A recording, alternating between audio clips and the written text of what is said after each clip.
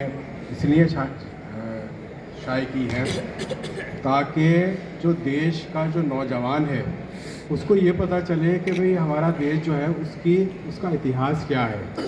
ہمارے دیش میں یونٹی اینڈ ڈائیورسٹی کی بات کی جاتی ہے۔ ہندوستان جو ہے وہ مختلف پھولوں کا ایک گلدستہ ہے اور ہر پھول کی اپنی خوشبو ہے۔ اگر اس میں سے کسی پھول کو نکال دیا جائے تو گلدستے کی خوبصورتی ختم ہو جاتی ہے۔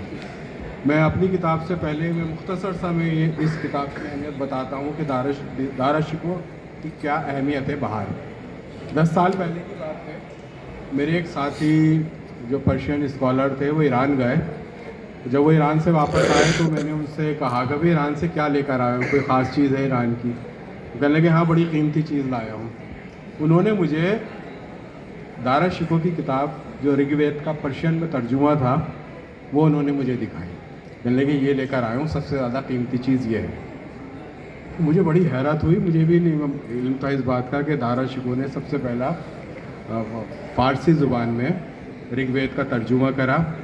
اور حیرت کی بات یہ ہے کہ وہ جو اس نے ترجمہ کرا تھا وہ بھارت میں نہیں تھا، وہ کتاب یہاں سے ایران گئی۔ ایران میں جا کر وہ انگلش میں اور دوسری زبانوں میں اس کے ترجمے کیے گئے اور وہ کتاب پھر وہاں سے یورپ گئی۔ یعنی رگ وید کو 17ویں صدی میں باہر کے ملکوں میں انٹروڈیوس کروانے والے دارا شکوہ تھے۔ تو خسرو فاؤنڈیشن جو بھی کام کر رہا ہے اس کا کام قابل تعریف ہے، اور جو بھی ان کے ہاتھ سے کتابیں آ رہی ہیں بہترین کتابیں ہیں۔ ہر کتاب سمجھنے والوں کے لیے یا جو لوگ انسانیت میں یقین رکھتے ہیں ان کے لیے وہ کتاب مشعل راہ ہے۔ میری جو کتاب ہے ترنگا آنچل، اس میں میں نے کچھ کہانیاں جو دیش بھکتی پر ہیں، جو مل جل کر رہنے پر ہیں، جو انسانیت پر ہیں، وہ کتابیں۔ اصل میں جو کہانی ہوتی ہے تو کہانی کے بارے میں کہا جاتا ہے وہ آپ بیتی ہوتی ہے یا وہ انسان کے تجربے ہوتے ہیں جن سے انسان کا واسطہ پڑتا ہے۔